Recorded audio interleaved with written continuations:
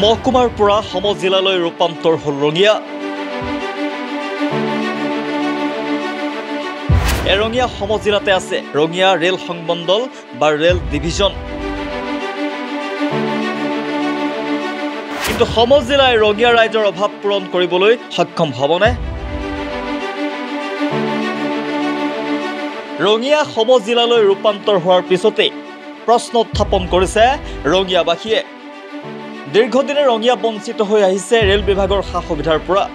Railway মাণ্ডলিক প্ৰবন্ধকৰ কাৰ্যালয় থকা স্বত্তেও বহু সুবিধাৰ পৰা বঞ্চিত ৰঙিয়াবাসীৰ লগতে অৰুণাচল, ইটানগৰ, লখিমপুৰ, ধেমাজি, বাক্সা, ওদালগুৰি আদিকে ধৰি চুবুৰীয়া ৰাষ্ট্ৰ ভূটানৰ নাগৰিকসকল। ৰঙিয়া ৰেল জংচনত নৰখে বন্দে ভাৰত এক্সপ্ৰেছ, নৰখে 20503 নম্বৰৰ ৰাজধানী এক্সপ্ৰেছ। এতিয়া ৰঙিয়াবাসীৰ প্ৰশ্ন, সমজিলাই ৰঙিয়াক মান দিয়ক। সমজিলা হ'ল যিহেতু জিলাৰ মৰ্যাদাৰ লগতে উত্তৰ অসমৰ একমাত্ৰ ৰেল সংযোগ ৰেল ডিভিজনত বন্দে ভাৰত এক্সপ্ৰেছৰ লগতে 20503 নম্বৰৰ ৰাজধানী এক্সপ্ৰেছ ৰখাই ৰঙিয়াক সন্মান দিয়ক।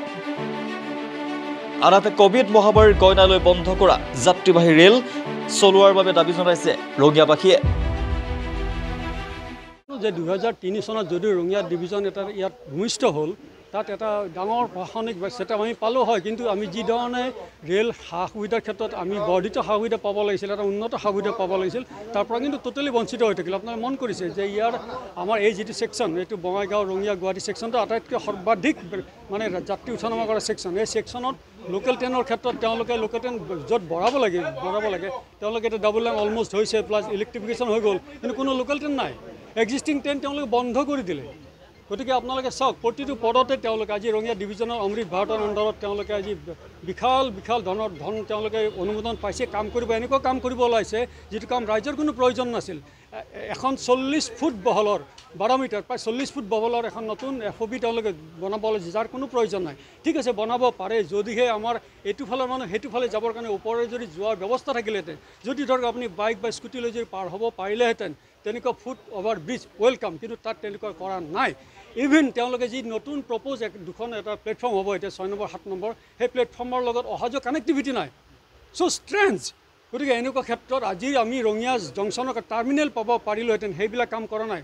ৰাঙাপাৰা লাইনত যদি গুৱাহাটী যাব লাগে ট্ৰেইনখন আধা ঘণ্টা ৰখাব লাগে, কিয় আধা ঘণ্টা ৰখিব লাগে? ইঞ্জিন ৰিভাৰ্চেল কিয় লাগে? তাৰ কাৰণে যি এডিশ্যনেল লাইন তেওঁলোকে দিব পাৰে সেইবিলাক দিয়া নাই, সেইবিলাক নকৰে। কিন্তু কি কৰিব? ৰেল গেট বন্ধ কৰিব। ল'ৰা ছোৱালী বিশাল ইয়াত চিকিৎসালয় আছে, ট্ৰেইন ষ্টেচনত যোৱা এপ্ৰ'চ ৰোড তেওঁলোকে বন্ধ কৰিব ওলাইছে। নাভুত নাচৰুত কাণ্ড। তাৰমানে এইটো হয় কথাত না, সেইটো কথা যে আজি ডিপাৰ্টমেণ্টক কেৱল ইনকাম লাগে, কেৱল মালগাড়ী। পাব্লিকৰ যে সুবিধা হ'ব লাগে, মানুহৰ কাৰণে যে ৰেল মানে সেৱা, সেই ৰেল সেৱাৰ পৰাই তেওঁলোকে আঁতৰি গৈ এতিয়া ৰেল বেপাৰ হৈ গ'ল। প্ৰতিটো ষ্টেচনে তেওঁলোকে গুডছ ৰাইডিং কৰিছে, কিন্তু পেচেঞ্জাৰ ট্ৰেইন ক'তো নৰয়। আজি আপোনাৰ মেল এক্সপ্ৰেছ ট্ৰেইন দূৰত যাবলগীয়া লোকেল ট্ৰেইনটো নাইয়ে। গতিকে আপোনাৰ ৰঙিয়াৰ দৰে জেগাত যদি বন্দে ভাৰত নৰয়, কোচবিহাৰ আৰু আপোনাৰ নিউ আলিপুৰত যদি বন্দে ভাৰত ৰ'ব পাৰে, ৰঙিয়াত কিয় ৰ'ব নোৱাৰে? ৰঙিয়া মানে এইটো ৰঙিয়া নহয়, ৰঙিয়া মানে এণ্টাৰ ধেমাজি নৰ্থ বেংকৰ কানেক্টিভিটি থাকে, তাত ৰঙিয়াত সেইবিলাক দিয়া নাই। 20503 ৰাজধানী ষ্টপেজ নাই। গতিকে এইবিলাক যি সুবিধা আমি আশা কৰিছিলোঁ পাব লাগিছিল, সেইবিলাক সুবিধা নিদি য'ত তেওঁলোকে দুটা পইচা বেছিকৈ পাব পাৰে, ৰাইজক নজনাকৈ, ৰাইজক অন্ধকাৰত ৰাখি আজি এই যেনেকৈ গেটৰ কথা কোনেও নাজানো, হঠাৎ দেখিলোঁ কালি বন্ধ কৰি দিলে। কিমান আচৰিত নাভুত নাচৰুত কাণ্ড কৰিছে। গতিকে আমি আহ্বান জনাইছোঁ, আমাৰ যি ইলেক্টেড ৰিপ্ৰেজেণ্টেটিভ আছে, honourable MP MLA, they should come forward. তেওঁলোকে আহিব লাগে। তেওঁলোকে অন্যান্য বিভিন্ন সম্বৰ্ধনা অনুষ্ঠানত গৈ আছে, আজি সদস্য ভৰ্তি অভিযানত হিতাধিকাৰী এইবিলাক সভাবিলাকত গৈ আছে। তেওঁলোকে কিন্তু ইয়াত GM বা DRMৰ চেম্বাৰত অহা সময় পোৱা নাই। সেইটো আমাৰ কাৰণে অত্যন্ত দুৰ্ভাগ্যৰ বিষয়। আমি সেইকাৰণে আবেদন জনাইছোঁ, কৰজোৰে তেখেতসকলক অনুৰোধ কৰিছোঁ, আহক, এই যিবিলাক সমস্যা হৈ আছে, অসমৰ জাতীয় সমস্যাৰ দৰে হৈ পৰিছে, সেইবিলাক সমাধানৰ কাৰণে আপোনালোকে উপায় দিয়ক। সেইখিনি আমাৰ ক'ব লগা। ব্যুৰো ৰিপৰ্ট, সচ দ্য ৰিয়েলিটি।